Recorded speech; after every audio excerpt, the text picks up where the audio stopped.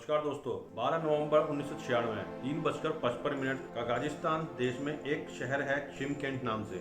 इस शहर से कजाकिस्तान एयरलाइंस का एक private chartered plane take off करता है इंदिरा गांधी एयरपोर्ट दिल्ली के लिए। इसमें कुछ छोटे ट्रेडर्स बैठे हुए हैं जो कि इंडिया आ रहे हैं, इंडिया से वूल खरीदने के लिए, जिसे वापस लाकर सेंट्रल बाजारों में बेच सके। इधर दिल्ली में इंदिरा गांधी एयरपोर्ट पर एक सऊदी अरेबिया की फ्लाइट तैयार हो रही है टेक ऑफ करने के लिए।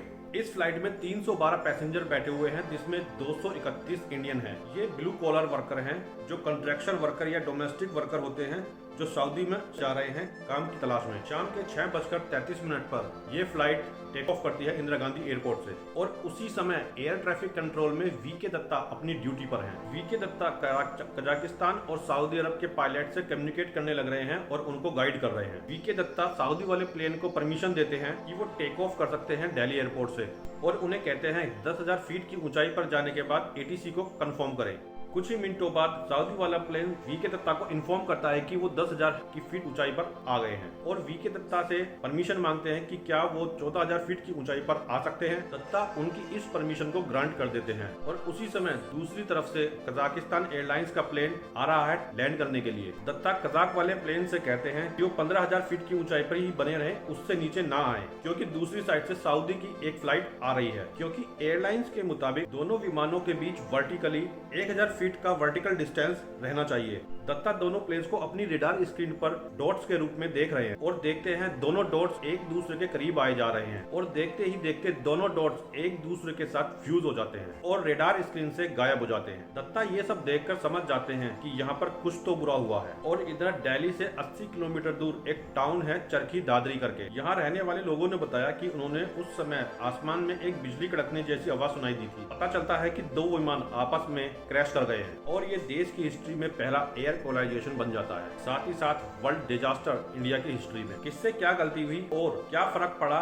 एयर एविएशन के सेक्टर पर, ये सब जानेंगे आज के इस वीडियो में।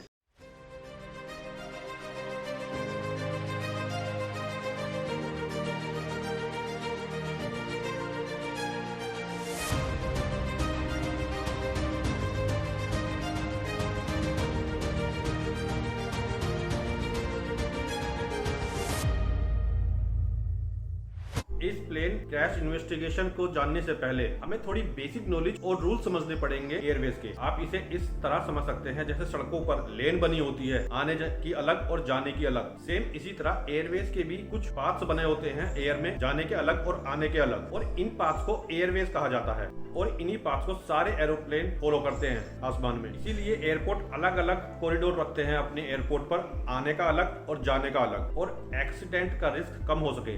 इसके अलावा जिस हाइट पर प्लेन उड़ने लग रहे हैं, international civil aviation organisation standard के अकॉर्डिंग किन्हीं दो प्लेन्स के बीच और एक एरोप्लेन दूसरे एरोप्लेन से वर्टिकली 1,000 फीट दूर होना चाहिए। ये कुछ बेसिक रूल्स हैं एयरवेज के। अब सवाल ये उठता है कि इन रूल्स को फॉलो कौन करता है, कि सारे प्लेन्स रूल्स के अकॉर्डिंग उड़ रहे हैं। ये सारे रूल्स को जमीन पर बैठे एटीसी पॉइंटर करके रखते हैं। जो भी प्लेन आसमान में है वो किस पोजीशन पर है, कितनी हाइट पर है और कितनी स्पीड से चल रहा है, ये सब चेक करना बहुत जरूरी होता है ताकि सारे एरोप्लेन्स को सेफ रखा जा सके। एयर ट्रैफिक कंट्रोलर ये सब चीजें देखती हैं अपनी स्क्रीन पर ब्लिंकिंग डॉट्स के द्वारा। सारे डॉट्स एयर कंट्रोलर को डॉट्स के रूप में दिखाई देते हैं। अगला सवाल ये आता है कि एटीसी को कैसे पता चलता है कि कौन सा प्लेन किस पोजीशन पर है, कितनी हाइट पर है और कितनी स्पीड से चलने लग रहा है। तो ये इन्फॉर्मेशन मिलती है एटीसी को रेडार के द्वारा, जो कि एक डिवाइस होता है जो कि रेडियो वेव्स का इस्तेमाल करके आसमान में किसी ऑब्जेक्ट को आइडेंटिफाई करता है। जिन रेडार्स को एटीसी यूज करता है वो दो टाइप्स के होते हैं, पहला प्राइमरी रेडार और दूसरा सेकेंडरी रेडार। प्राइमरी रेडार नीचे जमीन पर लगा होता है, वो एंटीना एक रेडियो वेव भेजता है,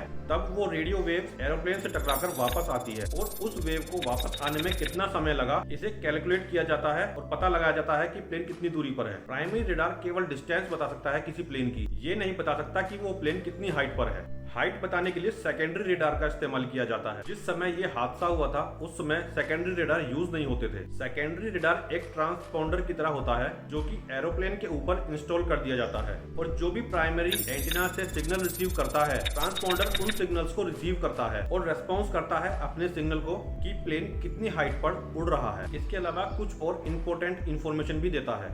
1990 में एयर ट्रैफिक कंट्रोलर केवल प्राइमरी रडार पर ही भरोसा करते थे और प्राइमरी रडार केवल डिस्टेंस ही बता सकता था, लेकिन हाइट जानने के लिए उन्हें लगातार पायलट से बात करते रहना पड़ता था कि वो अब किस हाइट पर उड़ रहे हैं। पायलट से बात करके एयर ट्रैफिक कंट्रोलर उनके डेटा को मैनुअली हाथ से रिकॉर्ड रखते थे, फिर पाथ रेडी करते थे और पायलट को गाइड करते थे। और प्राइमरी रडार का डेटा इतना भी रिलायबल नहीं होता था। अब आप समझ सकते हैं दिल्ली जैसी सिटीज में एयर ट्रैफिक कंट्रोलर कैसे इतने ट्रैफिक को कंट्रोल करते होंगे। ये काम बहुत ही स्ट्रेस भरा होता है और दुनिया की सबसे स्ट्रेस जॉबों में से एक थी और आज भी एक स्ट्रेस जॉब बनी हुई है। और अब टॉपिक पर वापस आते हैं, किससे क्या मिस्टेक हुई जो इतना बड़ा हादसा हो गया। शुरुआत की जांच से लग रहा था शायद सऊदी वाले पायलट 15,000 फीट की ऊंचाई पर जाने की परमिशन मांग रहे थे, तो शायद वो 15,000 फीट की ऊंचाई पर जा रहे होंगे और कजाक वाले प्लेन से टकरा गए होंगे। क्रैश के कुछ समय बाद दोनों प्लेन्स के डेटा रिकॉर्डर को रिकवर कर लिया जाता है और जांच के लिए भेज दिया जाता है। और जांच में ये पता लगता है कि सऊदी वाला प्लेन अपनी 14,000 फीट की ऊंचाई पर ही था, पर जो टक्कर हुई थी वो 14,000 फीट की ऊंचाई पर ही हुई थी। यानी जो कजाक वाला प्लेन था वो 15,000 फीट की ऊंचाई से 14,000 फीट की ऊंचाई पर आ गया था। तो आखिर सवाल ये उठता है कि कजाक वाला प्लेन 15,000 फीट की ऊंचाई से 14,000 फीट की ऊंचाई पर कैसे आ गया, जबकि दत्ता ने उन्हें गाइड किया था कि वो 15,000 फीट की ऊंचाई पर ही बने रहें। दूसरी साइड से सऊदी की एक फ्लाइट आ रही है। ब्लैक बॉक्स के डेटा से पता चला कि जो कजाक वाले पायलट हैं वो ध्यान से सुन भी नहीं रहे हैं कि एटीसी उनको क्या मैसेज दे रहा है, और बात कर रहे थे कि दिल्ली में कितना ट्रैफिक है, कितने हैंगअप्स होते हैं। और जांच में ये भी पता चला कि कजाक पायलट्स को इंग्लिश भी सही से नहीं आती थी और एक रेडियो ऑपरेटर है प्लेन के अंदर जो एटीसी से आए मैसेजेस को ट्रांसलेट करने में लगा हुआ था और पायलट्स को गाइड कर रहा था और पायलट्स को समझा रहा था रशियन लैंग्वेज में। और एटीसी की फाइनल रिपोर्ट में ये निकल करके सामने आया कि यहाँ पर लैंग्वेज एरर थी। एटीसी ने कजाक पायलट्स को बोला था कि वो एक सर्टेन हाइट लेवल पर रुके रहें, जो कि उन्होंने ऐसा नहीं किया, या फिर उन्हें लगा ये इंटरेक्शन किसी दूसरे प्लेन के लिए है और वो अपनी हाइट से नीचे आ गए। दरअसल उस समय सोवियत रूस का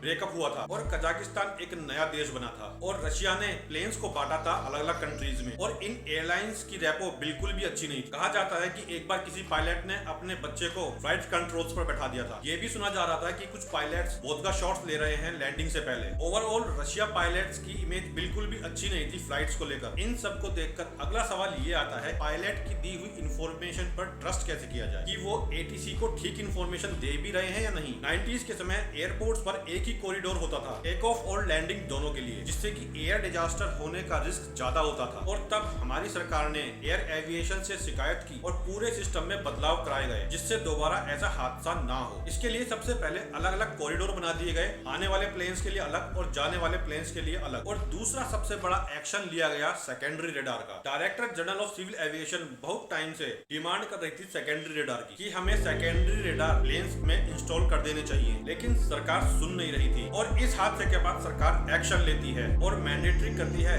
कि अब हर विमान हवा में TCAS traffic collision avoidance system के साथ उड़ेगा। इस सिस्टम के लगे होने से अगर वर्टिकली 1000 फीट की ऊंचाई के दौरान कोई दो प्लेन एक दूसरे की रेंज में आ जाते हैं तो प्लेन में एक अलार्म बजना स्टार्ट हो जाएगा और साथ ही साथ पायलट्स को गाइड भी करेगा कि किस डायरेक्शन में जाओ, जिससे कि 1000 फीट की जो डिस्टेंस है वो मेंटेन रह सके। ये एक बहुत बढ़िया कदम था TCAS के लिए, पर उस समय में ये बहुत ही एक्सपेंसिव टेक्नोलॉजी थी। बहुत सारे देशों ने इसकी कंप्लेंट भी की कि हम इसे अपने एरोप्लेन में फिट नहीं कर सकते क्योंकि ये बहुत ही महंगा पड़ रहा है हमारे एरोप्लेन्स के लिए। पर इसके बावजूद इंडिया अपनी बात पर अड़ा रहा और बाकी कंट्रीज को भी अपने एरोप्लेन्स में इस सिस्टम को इंस्टॉल कराना पड़ा। और तीसरा जो मुद्दा उठा था इस हादसे को लेकर वो था लैंग्वेज का, जिससे कोई मिसअंडरस्टैंडिंग ना हो पायलट्स और ATC के कम्युनिकेशन में। इंडिया ने इस इशू को ICAO के सामने रखा और ये प्रपोजल रखा गया, हर पायलट को इंग्लिश की इतनी नॉलेज होनी चाहिए जिससे कि वो ATC से कम्युनिकेट आराम से कर सके। और इंडिया के इस प्रपोजल को मान लिया जाता है और इसी के साथ इंग्लिश को इंटरनेशनल लैंग्वेज के रूप में मान लिया जाता है ताकि पायलट बिना किसी मिसअंडरस्टैंडिंग के ATC से बात कर सके। और अगर पायलट डोमेस्टिक यानी कि अपनी ही कंट्री में फ्लाई कर रहा है तो उसके लिए कंपलसरी नहीं है, वो अपनी